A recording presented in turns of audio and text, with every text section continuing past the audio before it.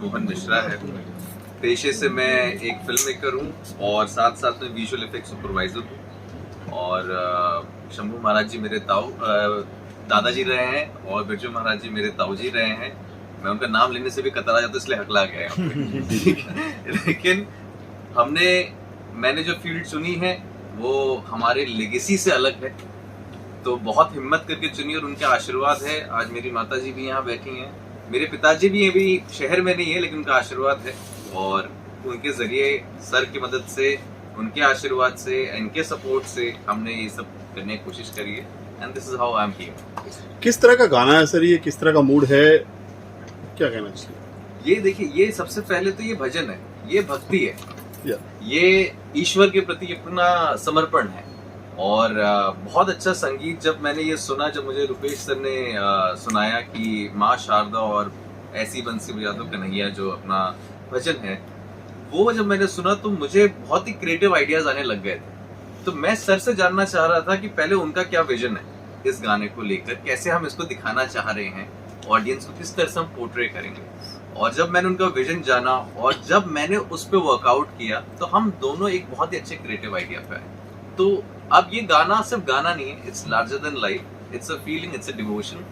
आप आंखें बंद करेंगे तो भी ये विजुअल्स आपके दिमाग में चलेंगे। सर, संगीत म्यूजिक से जुड़े हुए काफी दिग्गज नाम लेना नहीं चाहेंगे, उनकी फैमिली से जुड़े हैं, कितना मुश्किल था आपके लिए, चैलेंजिंग था कि ये करना कि बड़ा नाम है और चीज भी अच्छी बननी चाहिए? जी जी जी, देखिए रिस्क लेना ही हमारा काम है। सबसे पहली चीज तो ये है। और जब आपको अपने काम पे और अपनी कला पे विश्वास होता है तो आपके लिए चैलेंजिंग नहीं रहता है, इट्स अ डिवोशन। ये एक मेडिटेशन था। मैंने अपने फादर को देखा है, मैं अपनी मॉम को देखता हूँ, जब वो रियाज करते हैं तो वो रियाज उनके लिए वर्कआउट नहीं है, वो रियाज उनके लिए मेडिटेशन हो जाती है। तो similarly when I do VFX और डायरेक्शन, इट्स जस्ट गोज, मतलब मुझे पता भी नहीं चलता कब अच्छे से हो गया, वो ऊपर वाला कराता है और मैं करता चला जाता हूँ।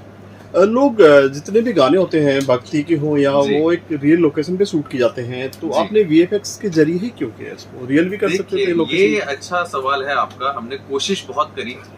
मैं चाहता था कि हम लोग पहले रियल लोकेशन पे जाएं, हम वहां पे एक्सप्लोर करें, पर प्रॉब्लम क्या होती है ना कि वहां जब आप मंदिर के अंदर शूटिंग करने जाते हो तो वो क्रिएटिव लिबर्टी हम नहीं ले पा रहे थे। क्यों? क्योंकि भक्तजन भी होते हैं, प्लस वहां पे एक प्राइवेसी रहती है, एक सिक्योरिटी रहती है। उस रिदम को मैं तोड़ना नहीं चाह रहा था सिर्फ अपने भजन के लिए। लेकिन जब मैंने कहा कि ईश्वर की दया से हमारे पास एक कला है, विजुअल इफेक्ट्स है, तो हम क्यों ना इसको लार्जर देन लाइफ दिखाएं, क्यों ना हम इसको ऐसा दिखाएं कि आप एक ड्रीम वर्ल्ड, एक इमेजिनरी जगह पे वहां पे ये पूरा परफॉर्मेंस हो। तो मैंने वहां से भगवान का आशीर्वाद लिया, टीम हमारी पूरी एकजुट हुई और हमने इसको विजुअल इफेक्ट्स। रुपेश जी के साथ पहला प्रोजेक्ट है, पहले भी कर चुके हैं आप? मैं रुपेश जी के साथ 12 साल से जुड़ा हूँ और मैं जब बॉम्बे आया ही था तो मेरे पहले काम में सर ने सबसे पहले सपोर्ट किया था। Sir is a gem of a person.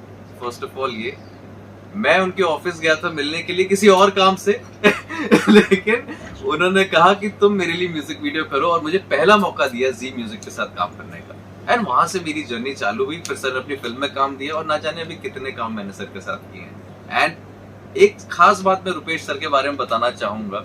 वो स्माइल कर रहे हैं अभी, लेकिन वो सच बात है। इसी प्रोडक्शन हाउस में, रुपेश राय सेकंड प्रोडक्शन के अंदर ही, मुझे सबसे ज्यादा चैलेंजिंग वीएफएक्स करने को मिले। वो ऐसे ऐसे आइडियाज निकालते हैं क्योंकि वही तो क्रिएटिविटी है और वो आपको जब चैलेंजेस आते हैं तो करने में मजा आता है उस चीज। ताल म्यूजिक के बारे में क्या कहना है, कितना ग्रो कर रहा है और कितने आने वाले प्रोजेक्ट हैं आपके उनके साथ में? देखिए, ताल के साथ में सबसे पहली बात तो अभी जब से ये लॉन्च हुआ है तब से ही हमें उसकी व्यूअरशिप और सब्सक्रिप्शंस बहुत अच्छे रिव्यूज आ रहे हैं उस चीज के लिए। प्लस डिवोशनल है। डिवोशनल के साथ साथ में अभी ये है कि कई सारे हमारे भजन्स हैं जो लाइनअप में हैं और हम चाह रहे हैं कि अभी उसको और क्रिएटिव तरीके से निकाला जाए ताकि ऑडियंस को विजुअली और अपीलिंग मिले। सर, आप माहिर तो हो वीएफएक्स में जी। कितना रुपेश जी कितना कहते हैं कि ये चेंज करना, ये मत करो, ये ऐसा मत करो, कुछ कोई कभी बात हुई थी? सबसे पहली चीज तो इसमें मैं ये बताना चाहूंगा, इज वेरी काइंड। मतलब वो बेचारे जब तक नहीं बोल रहे होते उससे पहले मैं बोलता था ये वाले तय होगा। ठीक है, क्योंकि देखिए मैं आपको एक फैक्ट बताता हूँ। वीएफएक्स क्या है, लोग कहते हैं जादू की छड़ी है, लेकिन हर चीज के पीछे उसका एक नियम होता है। जैसे मैथ्स के एक फॉर्मूलेज होते हैं, तो मेरी भी एक लिमिटेशन है। और मेरे अलावा जो सिस्टम पे काम करता है, जो कंप्यूटर पे एडिटर काम करते हैं वीएफएक्स, वो सिस्टम की भी एक लिमिटेशन होती है। मेरे कहने पे सर ने नया सिस्टम ले लिया जो चीज है, क्योंकि वो समझते हैं कि इस आर्ट को अगर निखार के निकालना है तो उसके लिए जो हथियार हमें चाहिए वो हथियार उन्होंने मुझे प्रोवाइड किया, जहाँ पे वो सक्षम है, और उस चीज को निखार के लाना मेरा काम था। तो he is very good, he never gives me lot of redos, he understands the creativity, he understands कि अच्छा ये यहाँ पे क्या विजन चाह रहा है। तो उन्होंने जो लिबर्टी मुझे एज ए डायरेक्टर भी दी और as a VFX supervisor, that was amazing.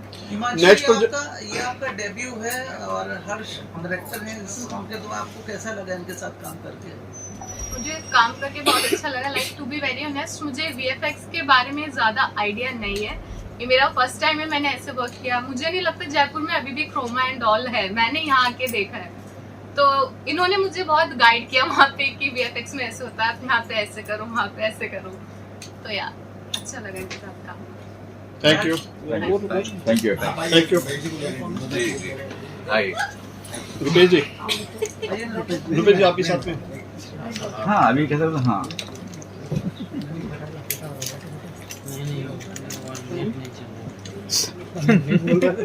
नहीं